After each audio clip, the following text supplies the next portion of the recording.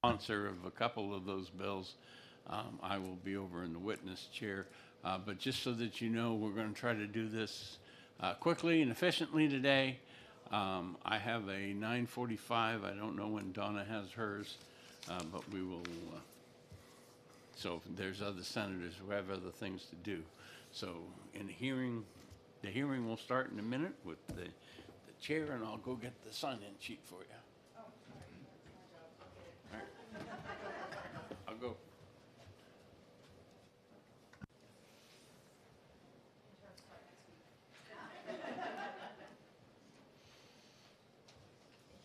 Thank you.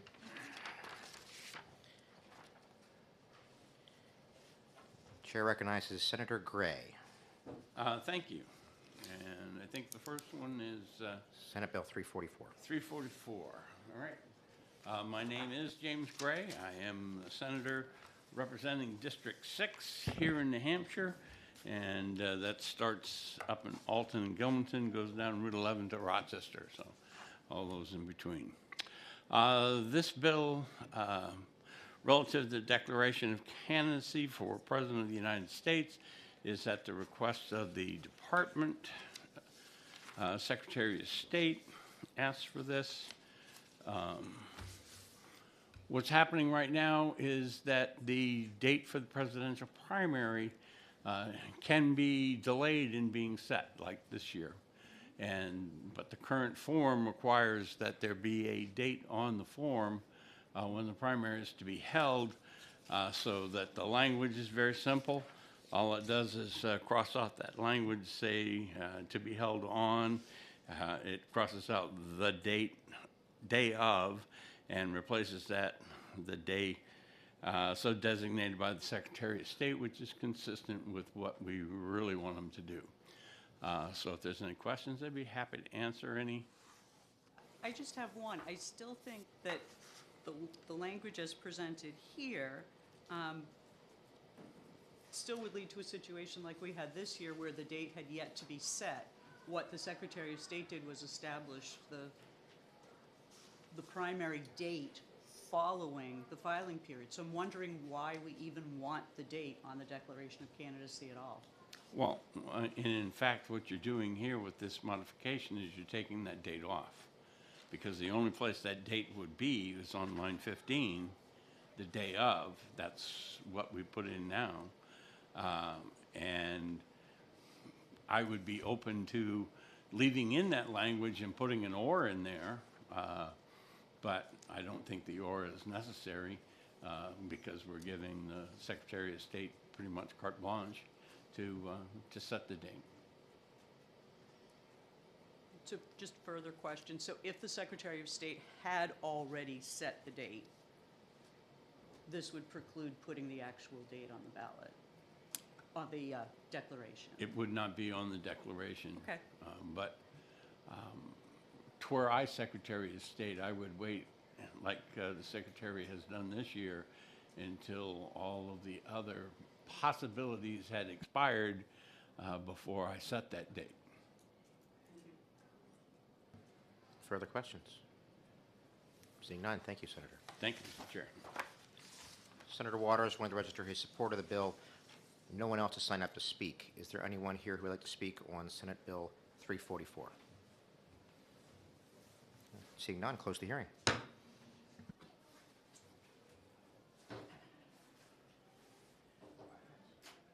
And the next bill isn't scheduled to be heard until 5 minutes from now, so everybody gets a 5-minute break.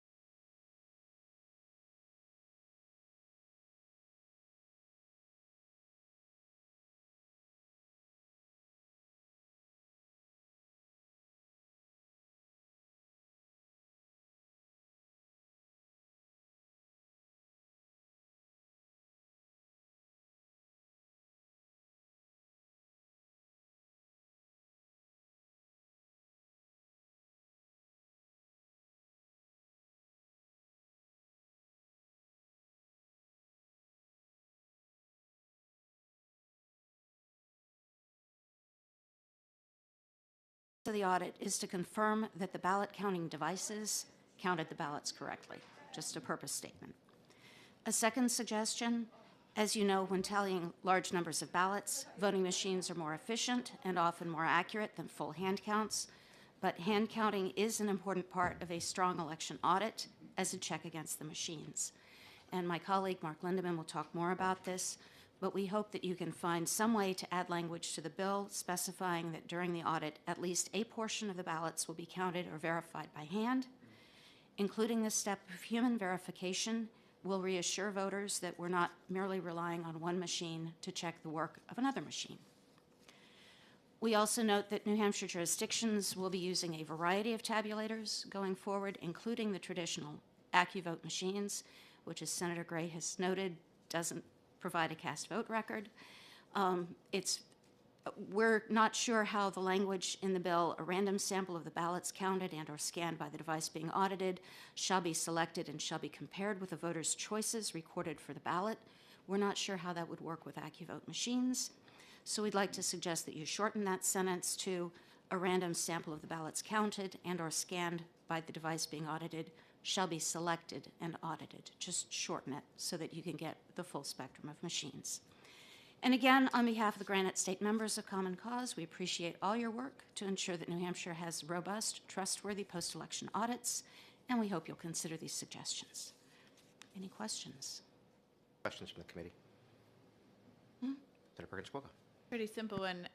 Will you be submitting your testimony in written Yes, form? yes. Okay, I think you make a couple helpful points to discuss with the sponsor. Thank you. Thank you. Chair calls Mark Lindeman, please. Sorry. No, go ahead. I'll pass. No worries.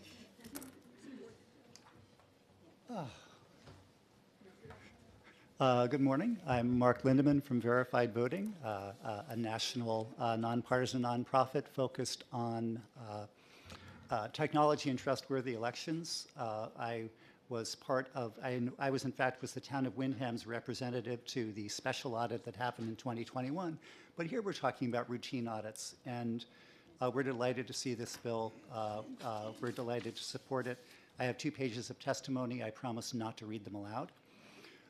There was some honest confusion and maybe even disagreement among some of the advocates about just how to interpret some of the provisions of this bill.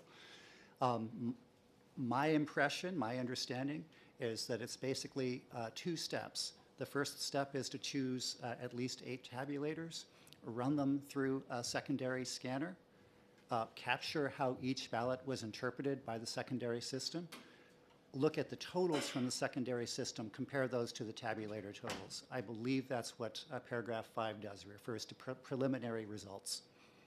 Okay, so there you've used a computer to check a computer, but now you are able to choose a random sample of ballots that were run through that secondary system. And that resolves the question that the problem that Senator Gray identified. You are able, with a secondary system, to determine exactly how it counted, how it interpreted each ballot. So you have human beings at that point examining a sample of paper ballots and checking the secondary system. So as Ms. Yakubuchi said, you're not simply relying on computers to check computers. Great idea. I think, if I'm right, if that interpretation is correct, I agree that the language can be clarified. I do have written testimony. I have some different suggestions that the committee can, take them under advisement, see if anything is actually useful. My one substantive suggestion is I actually think the minimum numbers of ballots to examine in that second stage could be brought down.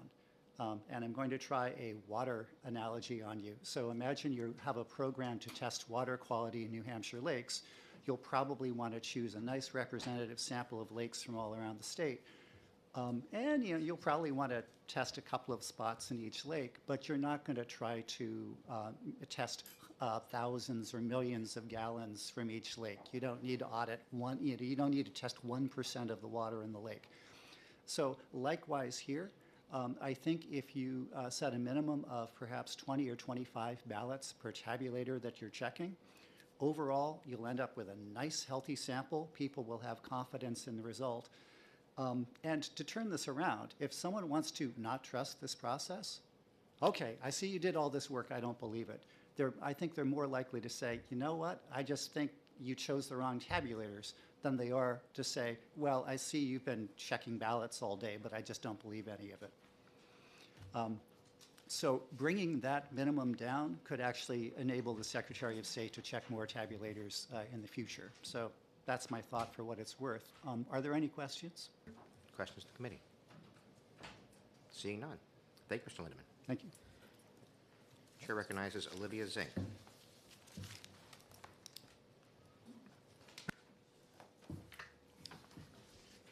Good morning, Chairman Gray and members of the Election Law Committee. My name is Olivia Zink. I'm a voter in Franklin and the Executive Director of Open Democracy, a nonpartisan nonprofit representing 36,000 voters from across the state. And we're submitting testimony in support of Senate Bill 489, post-election audits. Post-election audits are a simple, proven way to increase voter confidence. As many of you know, I served on the Voter Confidence Commission, which made a recommendation for post-election audits. Well-done audits ensure that polling places are audited to ensure confidence, and not just to judge the images of the ballots, but importantly, to look at the results themselves. I have some numbers from NCSL, which says 34 states have traditional post-election audits. 3 states have statutory risk-limiting audits, and additional states have pilot programs. The Election Administration Commission says there's 41 plus the District of Columbia, so you know there's a number difference between those. So somebody can find that other state that must have passed in the last year. New Hampshire passed a trial version of audits, and we did look at post-election audits at the last election. But the bill last year failed in committee of conference. So I do urge this committee to try to get a bill over the finish line so we can test, have post-election audits after the 2024 elections. It is really important that we make sure that the audits are done prior to the recounts so that the timing doesn't interfere.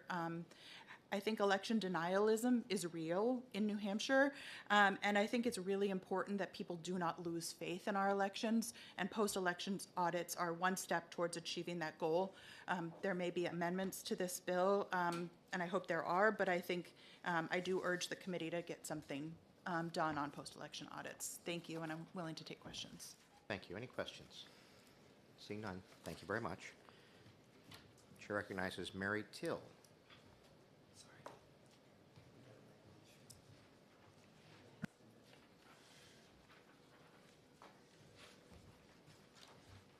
Good morning.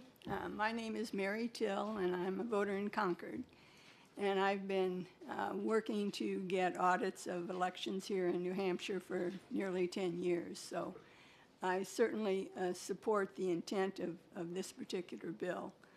I do have one issue with it, and that happens to be, I believe, Section 1 that talks about the Secretary of State randomly selecting apparently the ballot boxes or the machines that are going to be audited.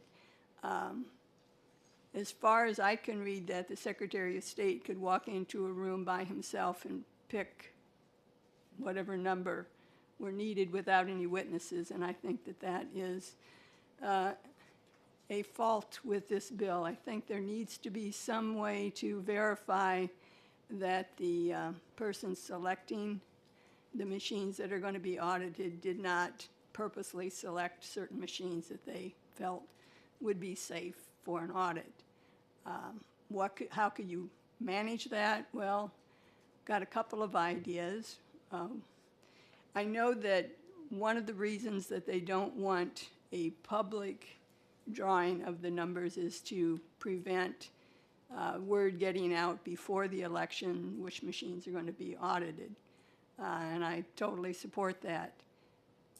So limiting the number of people who actually witness the drawing of the numbers, that increases from 1 to however many witnesses there are, the number of people who could leak that information. Another option is to videotape the drawing of the numbers and then not release the videotape until after the election is finished. And then another option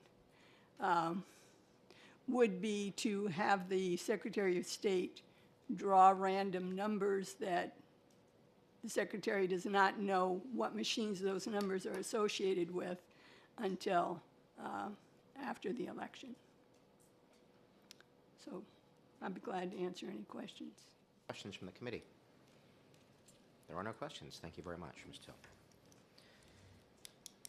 There's a last name that I'm very hesitant to attempt. First name is Carol. I have nothing further to add. Okay, yes, ma'am, thank you. Chair recognizes Catherine Langville.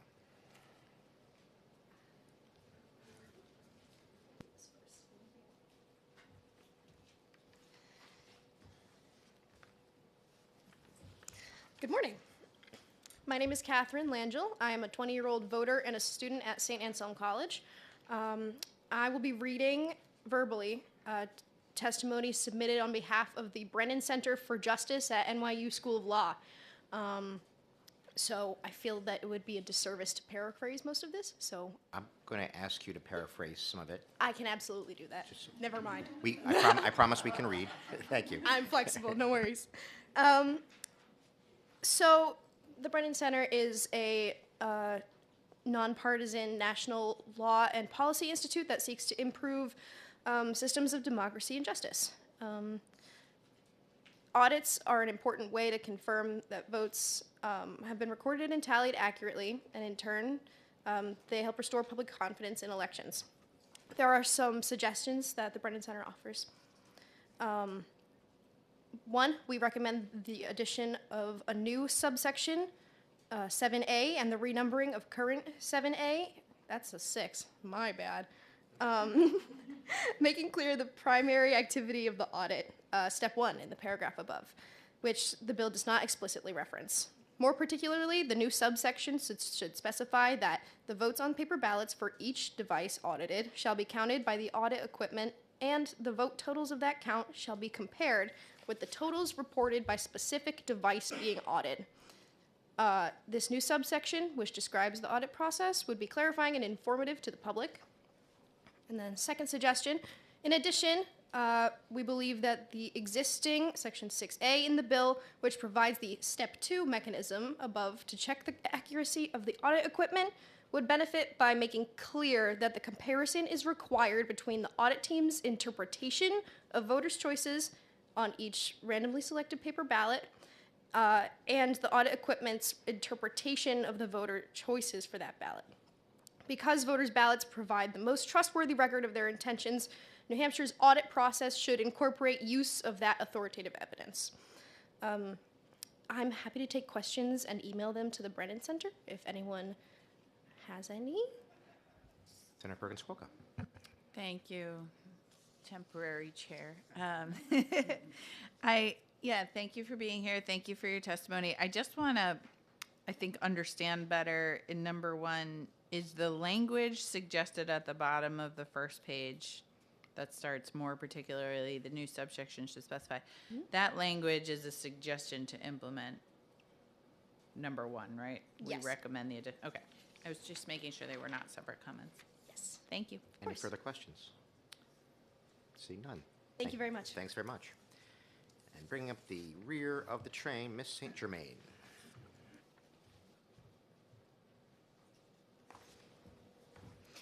Good morning, Chairman, members of the committee. My name is Mackenzie St. Germain. I'm the director of the New Hampshire Campaign for Voting Rights, which is a project of America Votes New Hampshire. Our coalition is very glad to see the committee revisit audits for this year and really hope to get something done that can be enacted for 2024. I will not repeat the suggestions heard before, but I wanted to reiterate that as a coalition, we support the suggestions made by our partners at the Brennan Center, Verified Voting, and Common Cause, and hope that you can all work together to make this bill the best and strongest as possible to make sure that there's the most voter confidence achieved through the audits, and we set up a really strong system that can be used and improved on in the future. I also do have, I don't know if you had the written testimony from the Brennan Center, but I have copies of that, so I'm happy to circulate those, and if there's any questions, take them. But I think you've heard from the folks who are technical experts in this area and are the best served for those. Oh, perfect, great. Okay, any questions? Thank you very much. Anyone else wish to speak on Senate Bill 489?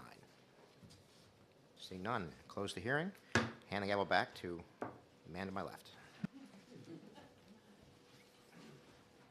We'll open the hearing on the CACR as soon as we've taken care of the logistical things.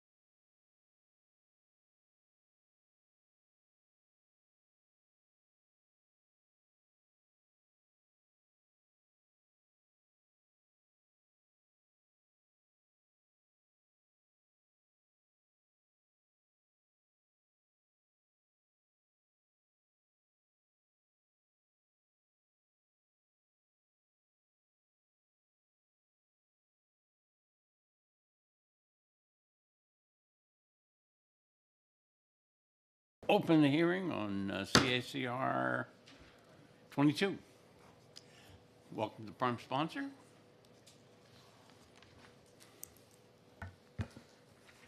Morning, Mr. Chairman, members of the committee.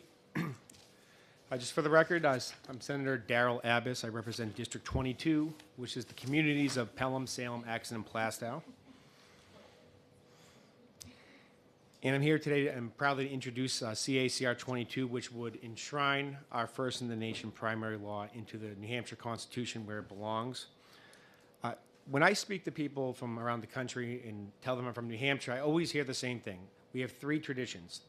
We have the old man in the mountain, live free or die, and our first-in-the-nation primary. And sadly, we lost the old man. And now there's a tax trying to take our primary away. I always knew that this primary was a tradition in the state. I can remember it as a child. You would see candidates coming throughout the state. And it became a tradition, and it's a popular to be first in the nation and to take on that responsibility because New Hampshire made it popular. We made it a tradition, and it's been celebrated. And when you have something great, often people try to take it away. Speaking of obvious benefits of being the first in the nation primary, we have, obviously there's an economic benefit to that. You have a lot of office spaces rented. You have a lot of local businesses, diners that make a lot of revenue off of this. That also supports us with rooms and meals tax. It really puts us on the map in the election process. It's also easier to campaign in a much smaller state for candidates who have less money, that have actually raised less money. And that really, I think, creates an even playing field, especially being at the front of the line. Many years ago, many states did not want to be in the front of the line because you had several candidates still in the race. As it gets towards the end of the primary throughout the country, there's less candidates still in the race. But in New Hampshire, we've always done it right. We always had great voter outturn. And for that reason, we should continue maintaining and defending this tradition. You saw that in the 2020 election in the primary. Mayor Pete Buttigieg performed very well in the state, and he was an unknown candidate going into that election. He campaigned throughout the whole state and did very well. I think he actually tied, although he came in second place, he tied with the delegates that he earned from the primary. So I guess I come to what is the opposition of New Hampshire being first. One of the theories out there is that the incumbent president finished in 5th place in the primary. Just trying to call the obvious, he barely campaigned here, which may have attributed to his performance. As you saw, other candidates who campaigned up and down the state performed exceptionally well. There also has been an attack on New Hampshire's demographics. And so such a reason to take away our tradition because of the state's demographics is insulting to the New Hampshire voters on every single level. It's basically saying because of the race, the majority of the race of the state, for that reason and that reason alone, New Hampshire should not maintain its first-in-the-nation primary. I just want to say to the obvious of that, where the state perhaps lacks in diversity and its populace, the results don't show in the elections. I can speak as a person of color, I can speak for myself. I'm in my first term as a state senator. I won my primary by 12 points, and I won the general election by 25 points. Minority candidates have consistently performed well in this state. President Barack Obama won the state in the general election in 2008 and 2012. In 2018 and 2020, in the 2nd Congressional District, Steve Negron, he won the Republican primary both years. He's of Mexican and Puerto Rican descent. In 2018, in the 1st Congressional District, Eddie Edwards won the primary, the Republican primary. He's African American. I can keep going on and on about minority candidates that perform well. I'm just picking more recent ones. So again, where to suggest that a minority candidate based on race is the problem in this state is just insulting to the voters. And that's not a reason why we should lose this tradition. Why put it into the Constitution? Well, first of all, there's several election law and election provisions in the Constitution, whether it's absentee ballots, the length of terms, qualifications for office. There's plenty of provisions in that Constitution, the New Hampshire Constitution. But I think the reason, the political pressure that the Democratic Party, and I want to say thank you to my Democratic candidates, Democratic senators and representatives who actually still defend our first-in-the-nation primary and didn't give in to that pressure. Understand that out-of-state political pressure is from an out-of-state political organization. And most recently, they were sent a letter out trying to encourage members of the Democratic Party in New Hampshire to educate the public, that's a quote, educate the public that this primary that we're going to hold in New Hampshire is, quote, meaningless. And again, that is not fair to the New Hampshire voters, and that's not fair to the voters of this state. It's not fair to the elected officials in the state. We shouldn't be intimidated by out-of-state political organizations. We should maintain our traditions because we do things the right way. And let's protect our tradition. Let's protect the First Nation primary. Give that right to the people. And if it's given to the people, that no political organization, no Republican or Democratic organization from out of the state can intimidate or try to pressure anyone in this state to change the law, because the right will be given to the people where it should be. I'll Thank take any you, questions. Senator. Questions? Seeing none, thank you. Thank you. We Mr. have Chair. one more speaker.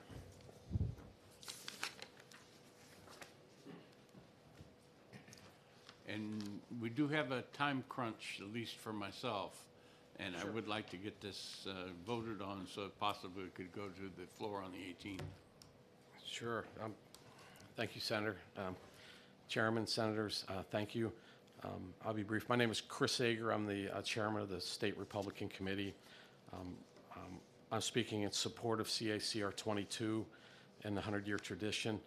This is one of the few items that the primary that the parties are united on. Chairman Buckley and I spoke at Dartmouth about First Nation primary and how important it is.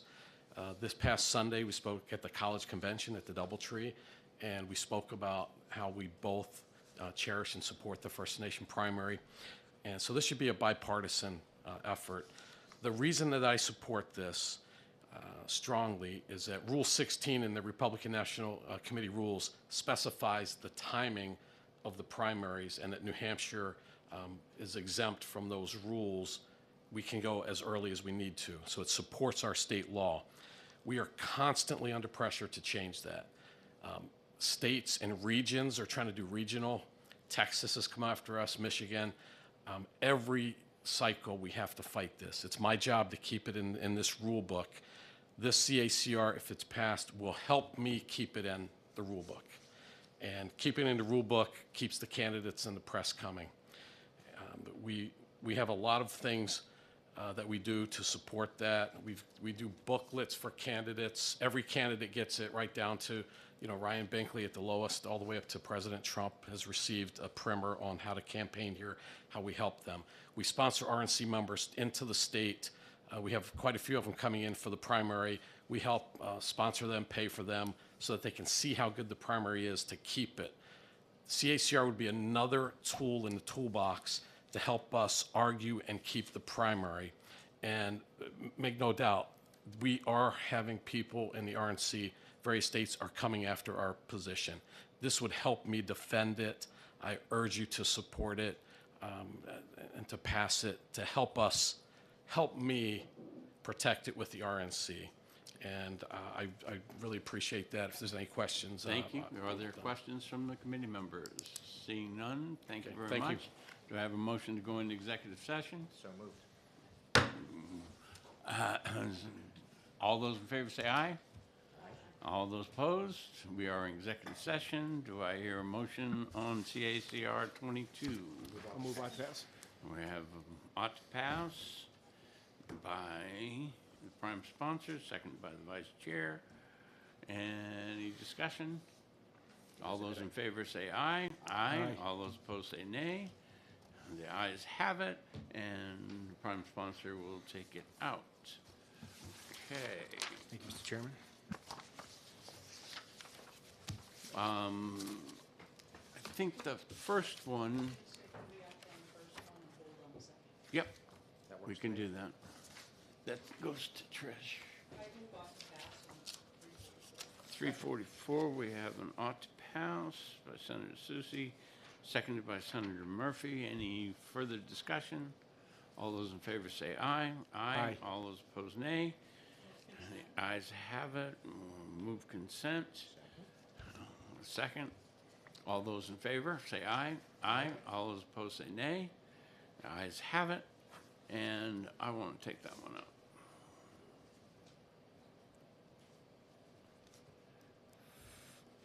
And the other one, is there anybody that wants to particularly take the lead on looking at the testimony and developing an amendment? Senator Perkins Quokka, okay. And anyone who has suggestions, please get with the senator. Do I have a motion to come out of executive session? Second. We have a motion and a second to come out of executive session. All those in favor say aye. Aye. All those opposed? Our business of the day being complete, we are adjourned.